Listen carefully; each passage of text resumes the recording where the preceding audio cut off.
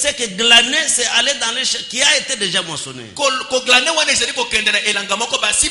Et il y a des choses qui sont restées. Alors c'est cela qu'elle était en train de glaner. Alors un jour le chef de la moisson est arrivé. Et donc quand la femme est retournée, quand Ruth était retournée chez Naomi, alors Naomi lui a demandé, parce qu'elle est l'église juive, c'est elle qui connaissait ce qu'on faisait avec la parole. Et tous les types que nous avons, ce sont les types de juifs. C'est les juifs qui connaissaient comment faire avec la parole. Ils savaient quand ils allaient vers l'éternel, ils n'allaient pas main vide. Ce sont les juifs. Alors vous devez suivre ce qui se faisait dans les lois des juifs. Et donc c'est leur Dieu, il n'était pas notre Dieu, c'est leur Dieu à eux.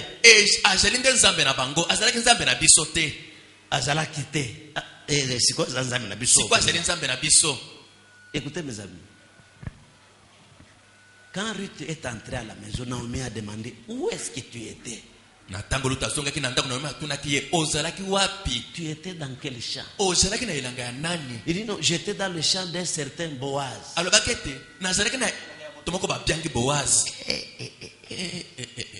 Naomi dit, cet homme-là est un homme riche. Cet homme-là, c'est lui qui a le droit de rachat sur moi. C'est lui qui peut racheter tout ce que j'ai perdu. Écoute ma fille, quand tu iras dans son champ la nuit, parce que ce jour-là, cet homme de Boaz devrait dormir au champ, tout près des épis. Alors Naomi, qui connaissait la loi des Juifs, a donné conseil à Ruth. Quand tu vas dormir, va dormir au champ, mais au pied de cet homme riche-là. Et le frère Branham dit, elle n'est pas allée dormir à la tête, mais elle est allée dormir au pied de cet homme-là. Et le frère Branham dit, au calvaire, on ne dort pas à la tête de la croix, mais au pied. Nous sommes au pied de la croix.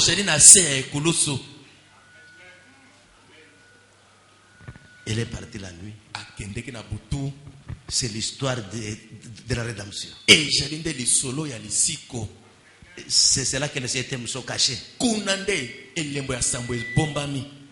Alors elle est allée dormir au pied de cet homme riche.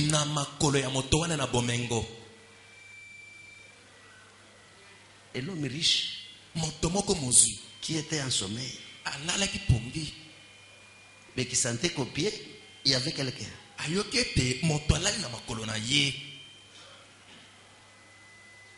Et comme il connaissait le type de la parole, il savait pourquoi cette femme s'est endormie à ses pieds. Ça signifiait quelque chose. Elle cherchait le droit de rachat. Donc il fallait qu'on rachète Naomi. Voilà pourquoi quand Jésus est venu, pour racheter Naomi, pour racheter les Juifs, il y avait une prophétie de Jacob. Et quand les enfants de Joseph sont venus devant lui, il dit, et quand Joseph est venu avec ses deux enfants, Ephraim et Manassé, alors quand il devrait les imposer les mains, il a vu ses bras se croiser. Alors Joseph dit que non papa, enlève ta main droite sur celui-ci. Celui-ci c'est le cadet. Mais il faut mettre la main droite sur Ephraim. Mais Ephraim c'était le nez. sur Ephraïm. Mais l'Éternel a croisé les bras de Jacob. Ce qui voulait dire que le droit d'aînesse ira vers le cadet. Et l'aîné, c'était l'église juive. Et le cadet, c'était les nations. À la croix, Jésus-Christ a croisé les bras. C'est-à-dire, la bénédiction des Juifs est allée vers les nations. Amen, amen. Amen, amen. La bénédiction des Juifs est allée vers les nations. C'est comme nous sommes devenus des aînés et sont devenus des cadets. C'est au travers de la croix. Et la croix, Jésus est venu pour sauver les Juifs. Mais les Juifs l'ont rejeté. Et quand ils l'ont rejeté, il a été reçu parmi les nations. C'est pour cela la croix, c'est cela qui nous fait entrer dans l'héritage juif. S'il n'y avait pas la croix, on ne deviendrait pas des chrétiens. Mais la croix de Jésus a fait de nous des chrétiens. C'est pour cela que Jésus n'est pas mort pour une seule personne. Il est mort pour tous les païens, pour ceux qui peuvent le recevoir. Et nous disons, il est notre Dieu. Il est mort pour nous. Et nous le croyons de tout notre cœur. C'était la loi de la rédemption. La loi de la rédemption. L'aîné a perdu le droit d'aînesse.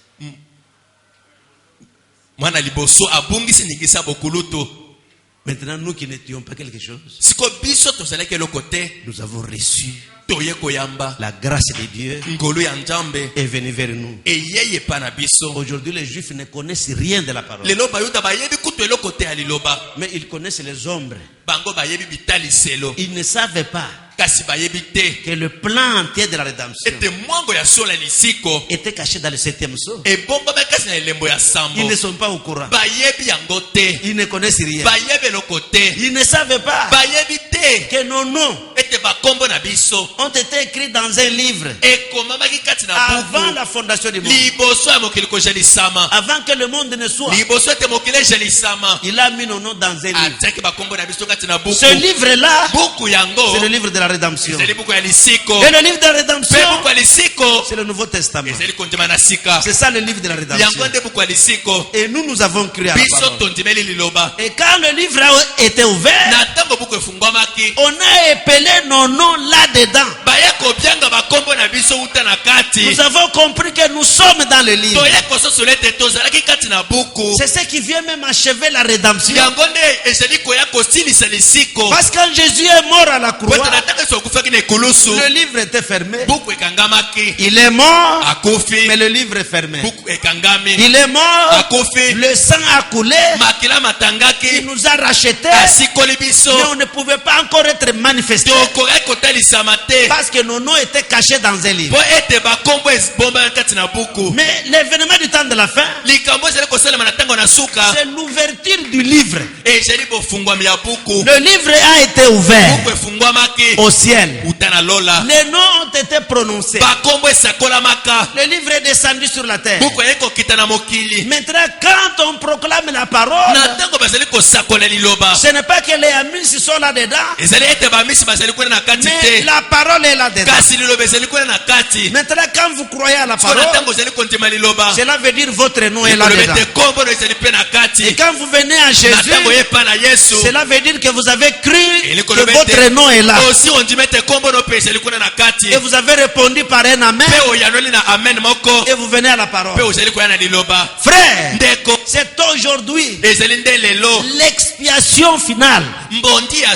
C'est là qu'aujourd'hui tout ce qui était caché est dévoilé. Et la parole de Dieu, ça nous donne tout ce dont on a besoin. Est-ce que vous me suivez très bien?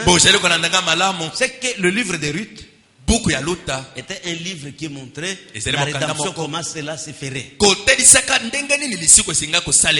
Donc la rédemption, le salut, être sauvé.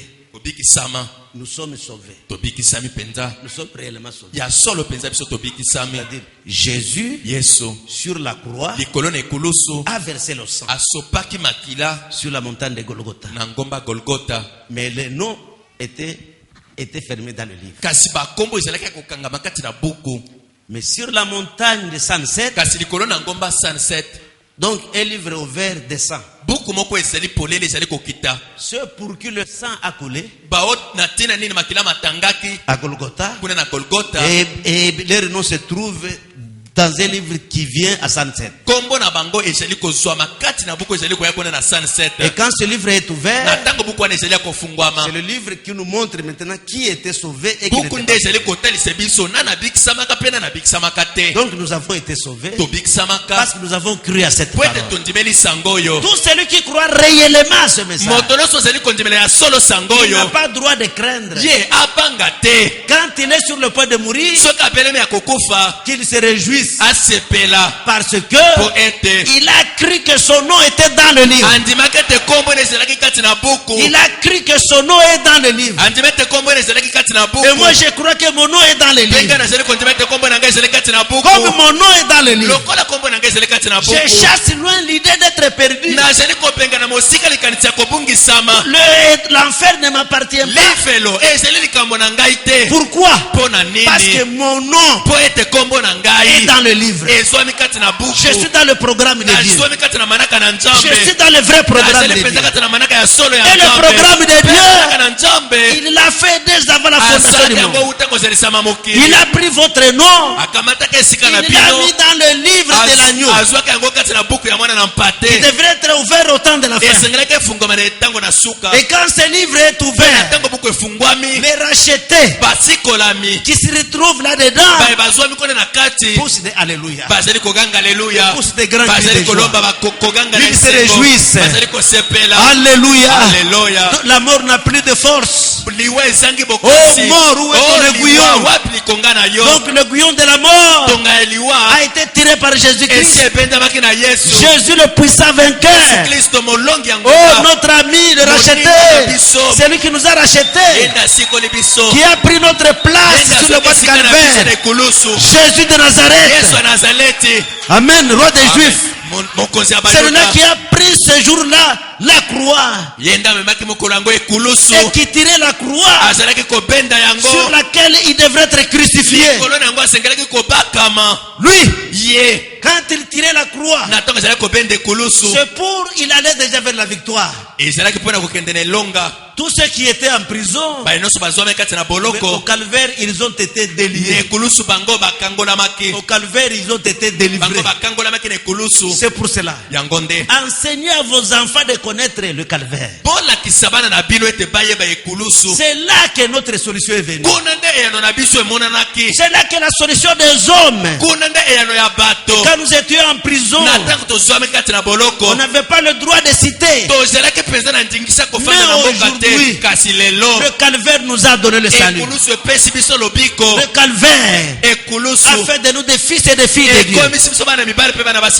Et le frère Branham dit, pourquoi le calvaire? Le calvaire, c'est là que le diable a reçu son coup fatal. Et le frère Branham dit, c'est là au calvaire que Dieu a cassé les reins de Satan. Les reins de Satan. Vous connaissez la signification des reins? Et vous connaissez le travail que fait les reins dans le corps humain. Si les reins ne fonctionnent pas, alors qu'est-ce qui va arriver? Et si les reins ne fonctionnent pas, hein?